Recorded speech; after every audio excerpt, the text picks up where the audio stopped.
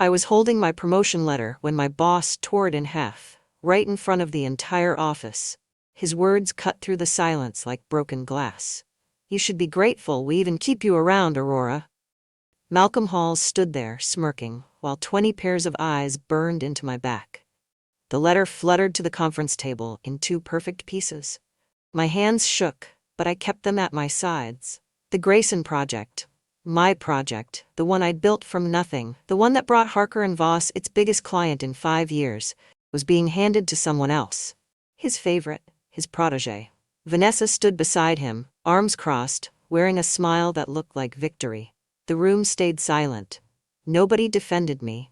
Nobody questioned him. I felt my throat tighten, felt tears threatening to spill, but I refused to give them the satisfaction. Malcolm dropped the torn paper onto the table like trash. "Maybe if you were better with people, Aurora, things would be different." Soft laughter rippled through the room. Rehearsed? Calculated? That's when I knew this wasn't just favoritism. This was a setup. The meeting ended, and everyone scattered like they'd witnessed a crime they wanted to forget. Vanessa brushed past me, her perfume thick and mocking. She didn't say a word, but her eyes said everything. I walked calmly to the restroom, pushed open the door, and locked myself inside the furthest stall. My legs felt weak. I gripped the cold porcelain sink until my knuckles turned white. Better with people. The phrase echoed in my skull like a curse I couldn't shake. I stared at my reflection in the mirror, steady eyes, trembling lips, mascara threatening to run. My chest heaved with quiet breaths. I wanted to scream. I wanted to throw something. Instead, I whispered to my reflection, "You won't forget this." My voice was low, steady, almost dangerous. Something shifted inside me in that moment. The hurt didn't disappear, but it hardened into something sharper, something useful. I dried my hands slowly, fixed my hair, and walked back into the office with my head high. Nobody would see me break. The Unmasking, 3 lies and $1 million curse. Those words appeared in my mind like a title screen over my life. I didn't know it yet, but that's exactly what this was. A story about deception, patience, and the slow, beautiful unraveling of arrogance. I left the restroom with my face calm, but my eyes burned with quiet promise. The hallway stretched before me, fluorescent lights humming overhead. Colleagues avoided my gaze. Some pretended to be busy on their phones. Others ducked into empty offices. I walked past Malcolm's corner office and saw him inside, laughing with Vanessa. She was holding my project folder. My work, my words, my strategy. They looked so comfortable, so untouchable. I didn't stop walking.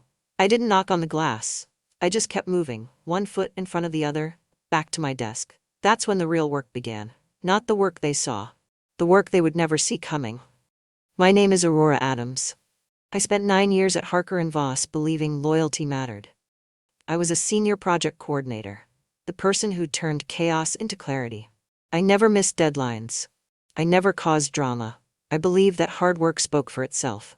That morning, I'd arrived early with coffee in hand, rehearsing the speech I'd give when the promotion became official. I'd prepared for months, built the Grayson account from a cold pitch into a $1 million contract. I knew every detail, every number, every risk.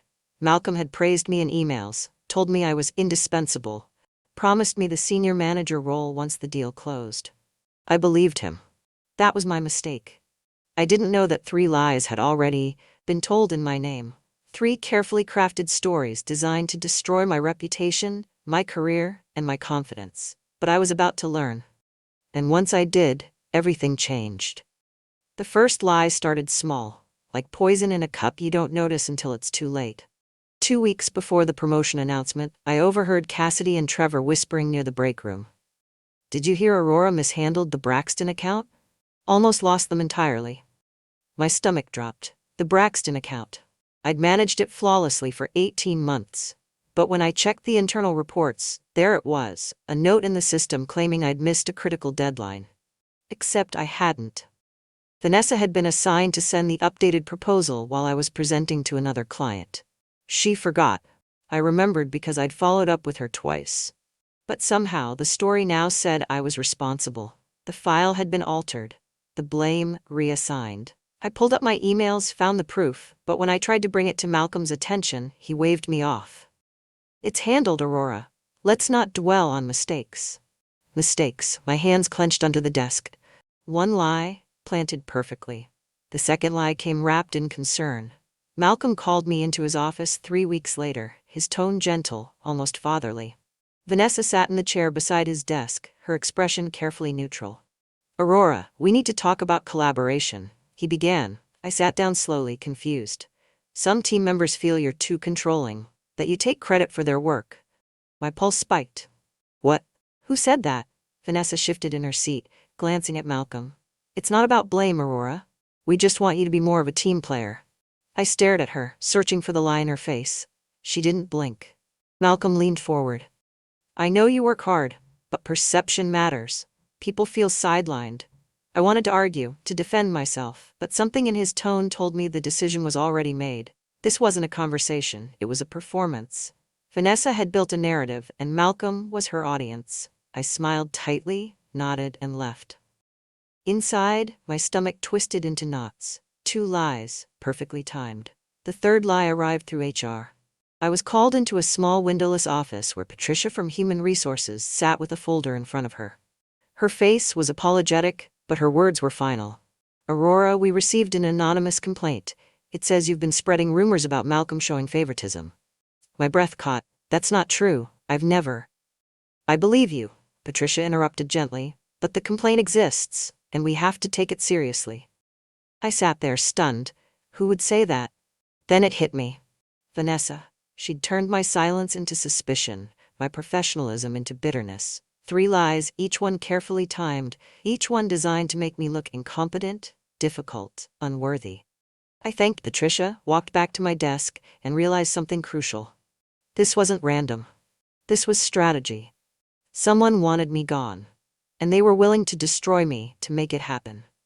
That's when I stopped defending myself and started watching. After another public slight during a team meeting, I sat in my car, gripping the steering wheel, ready to quit. I had my resignation letter drafted in my mind. Then my phone buzzed. It was Lydia, the quiet accountant who worked 2 floors down. We'd shared coffee a few times, talked about budgets and life. She'd seen me leaving the office late one night, looking defeated. Her text was short: "Don't quit, collect." I stared at that word. Collect. It landed in my mind like a key turning in a lock. I didn't respond, but I understood. Don't react. Don't explode. Don't give them the satisfaction of seeing you break. Instead, gather, document, build. I deleted the resignation letter from my drafts. I took a deep breath, started my car, and drove home. That night, I opened a new folder on my laptop. I titled it Evidence. And I began collecting every email, every timestamp, every inconsistency I could find. If they wanted a war, I'd fight it on my terms. The next week, I changed. Not visibly, but internally. I stopped defending myself in meetings. I smiled through every jab, every dismissive comment. I became agreeable, quiet, invisible. Malcolm seemed pleased, Vanessa relaxed. They thought I'd accepted my place. But I was documenting everything. I learned that Vanessa's promotion came with bonuses tied directly to the Grayson Project's performance, my project. She was being rewarded for my work, and the numbers she was reporting didn't match the actuals. She was inflating figures to meet bonus thresholds. Interesting. I cross-referenced her expense reports with project budgets. Small discrepancies appeared: a lunch charge twice, a vendor payment that didn't match the invoice. Nothing massive, but enough to raise questions if someone looked closely. I started building a timeline, matching dates, emails, and financial entries. I didn't tell anyone. I just worked quietly, late into the night, building a case nobody knew existed. Weeks passed. Vanessa basked in praise during every meeting. Malcolm paraded her around like a prize, introducing her to clients, crediting her with transforming the Grayson relationship. I sat in the background, taking notes, saying nothing. People stopped asking for my input. I became a ghost in my own office. But ghosts see everything. I watched Vanessa struggle to answer basic questions about the project. I saw Malcolm cover for her, explaining away inconsistencies with vague corporate jargon. I noticed how nervous she got whenever someone asked for detailed reports. She was drowning, but nobody else saw it yet. I played the dutiful employee. I submitted my reports on time, attended meetings, kept my head down. Inside, I was cataloging every lie, every fake number, every inflated claim. My evidence folder grew thicker. I didn't know when I'd use it, but I knew I would. One afternoon, I casually complimented Malcolm on the Grayson project's impressive margins during a hallway conversation. His chest puffed with pride. "We exceeded projections by 30%, he boasted. I smiled warmly. "That's incredible. Vanessa must be thrilled." He nodded, oblivious. Later that day, I sent a polite email to the finance department, copying Lydia. The subject line read, "Pre-renewal audit suggestion." The body was simple and professional. To ensure accuracy before the Grayson contract renewal, would it be helpful to conduct a routine audit of project expenses and reported margins? Just want to make sure everything aligns perfectly for the client meeting. I hit send and felt my heart race. It was a tiny seed, planted innocently. But seeds grow. Lydia replied within an hour. "Great idea. I'll bring it up in our next finance review." I closed my laptop and allowed myself a small private smile. 2 weeks later, Lydia whispered to me near the elevator. "Finance noticed discrepancies in Vanessa's expense reports. Nothing major yet, but they're asking questions." My pulse quickened, but I kept my face neutral. "Really? I'm sure it's just an error." Lydia nodded slowly. "Probably. But Malcolm seems uneasy. He told them to hold off on the audit until after the renewal meeting." Of course he did. He was protecting her, protecting himself. But unease was spreading. I saw it in the way Malcolm avoided eye contact in meetings. I saw it in how Vanessa snapped at junior staff when they asked for clarification on project details. The cracks were forming, thin but visible. I said nothing. I didn't push. I just waited, watching the pressure build. Patience, I'd learned, was a weapon.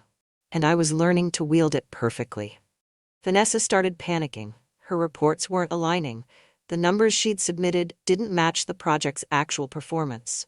She began working late, frantically revising documents. She lashed out at the team, blaming everyone for missing details, accusing assistants of losing files.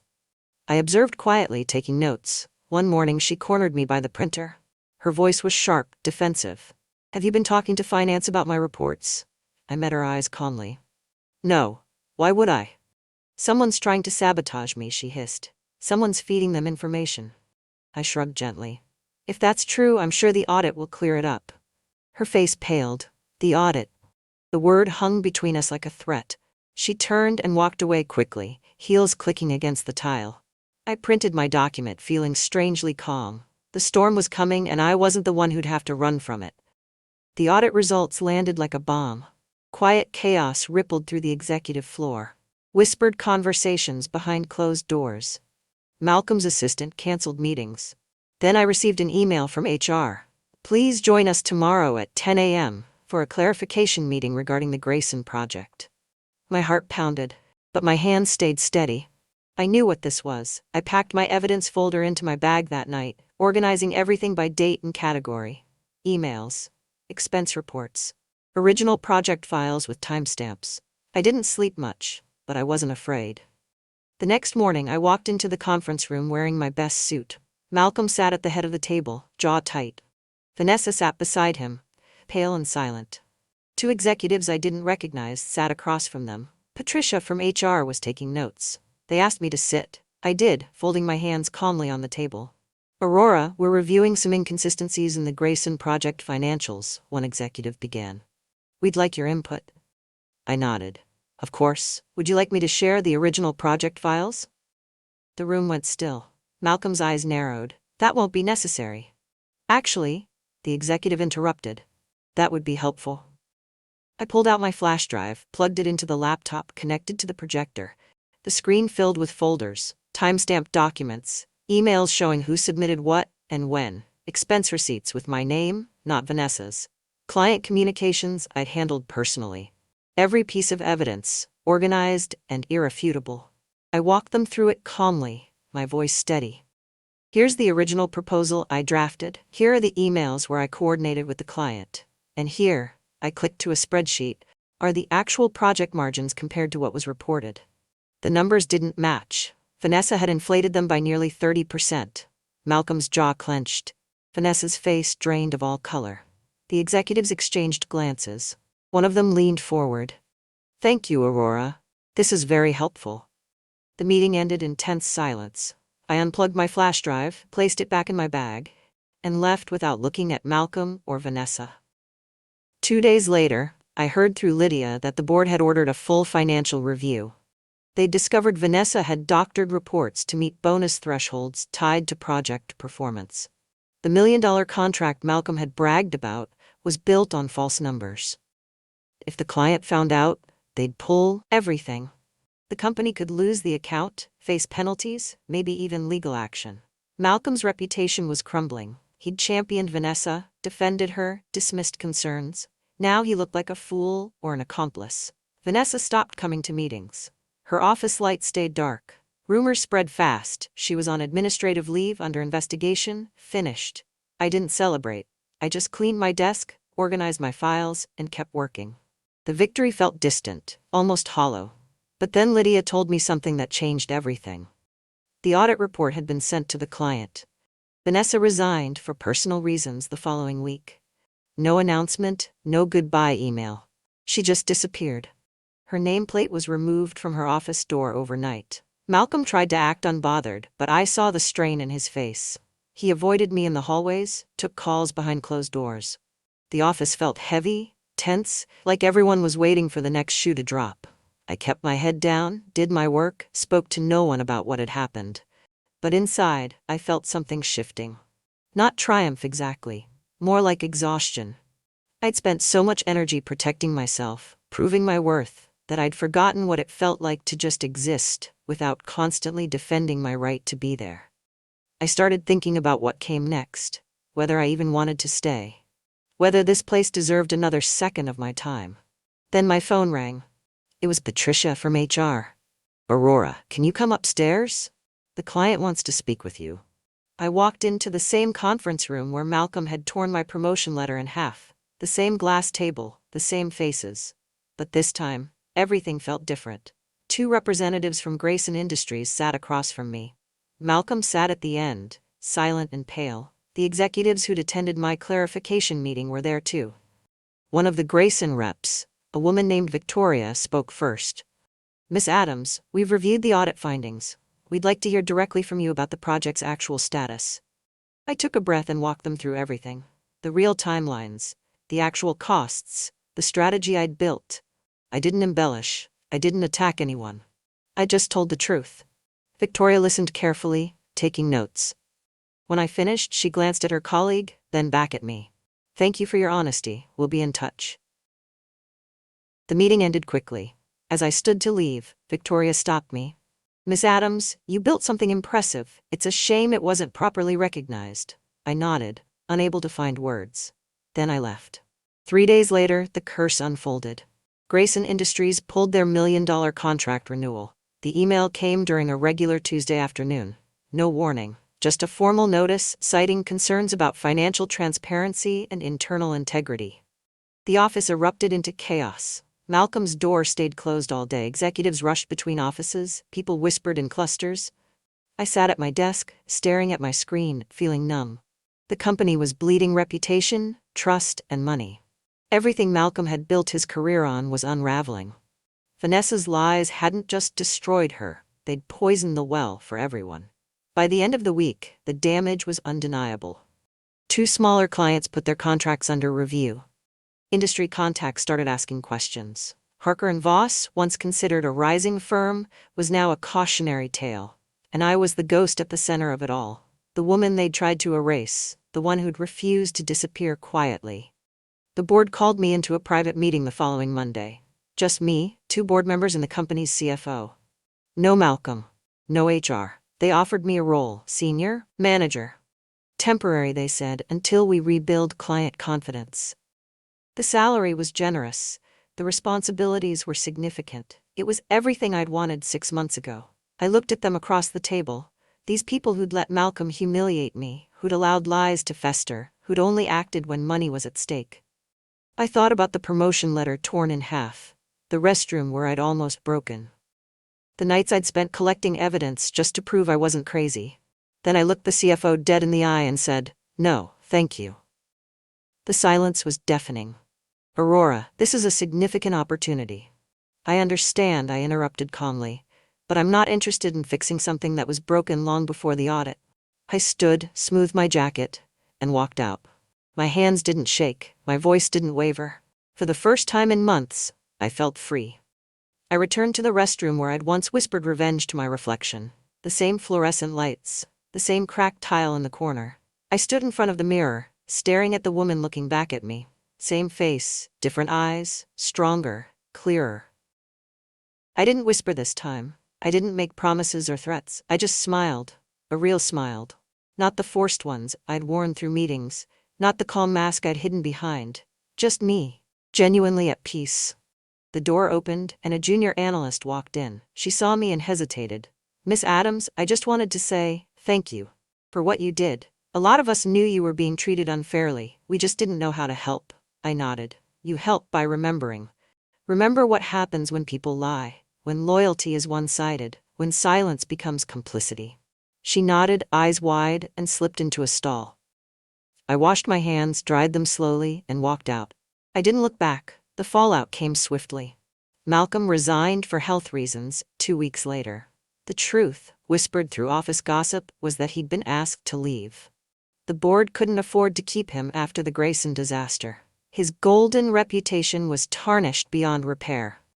Vanessa disappeared entirely from the industry. I heard through mutual contacts that she'd moved to another city, changed careers, left tech completely. The lies she'd built her promotion on had become her prison. Harker and Voss restructured, brought in new leadership, tried to salvage what remained of their credibility. But the damage was done. The biggest client was gone. Trust was shattered, and my name, my actual name, was now attached to both the success they'd lost and the honesty they'd ignored. I walked out of that building for the last time on a Friday afternoon. No farewell party, no goodbye emails. Just my box of personal items and the quiet satisfaction of knowing I'd told the truth when it mattered most. Months later, I sat in a new office. Smaller company. Healthier culture. My name was on the door. Aurora Adams, Director of Strategic Development. The team respected me. Leadership listened. Nobody tore up my ideas or credited them to someone else. And then the call came. Victoria from Grayson Industries. "Miss Adams, I hope I'm not overstepping, but we've been following your career move. We're impressed."